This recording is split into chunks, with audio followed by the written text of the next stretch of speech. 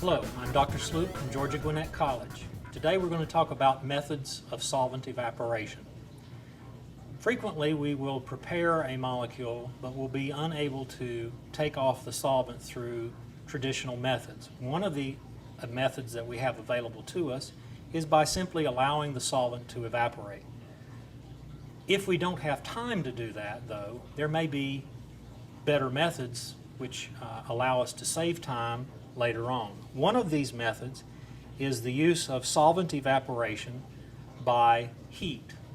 Here I have to my left a sand bath, which is warm, and I have a solution containing a solid and a small amount of solvent that it's in. And what we want to do is drive off this solvent by heating and evaporation.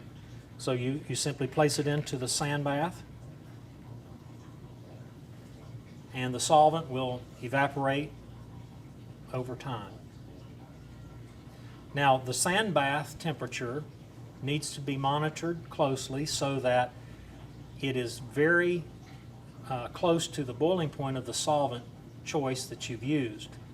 If you have the temperature too high, the solution may bump and you may lose some of your solid out of the flask or vial that you're trying to evaporate the solvent from. And so you may have to lift it out of the heat from time to time to minimize the amount of bumping, but continue this process until as much of the solvent is driven off of the solid material as possible. Now, this video, of course, is training for training purposes only. Normally, these sorts of evaporations will be conducted in the hood. The second method that we may use to drive solvent away from a solid product is by use of the freeze lamp. The freeze lamp is a high-intensity lamp that provides a light source, but more importantly, a heat source. And so to prepare a sample to be dried under the freeze lamp, we simply place the sample onto a watch glass and place it under the freeze lamp, turning the lamp on.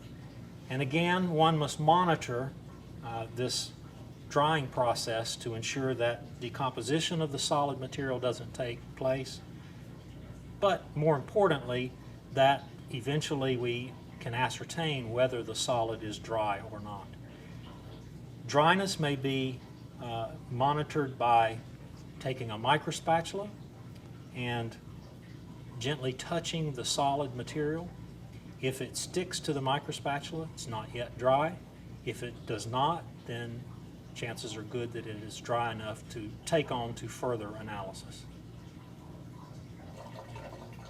Our final technique of drying a solid involves the use of an oven, shown here to my rear.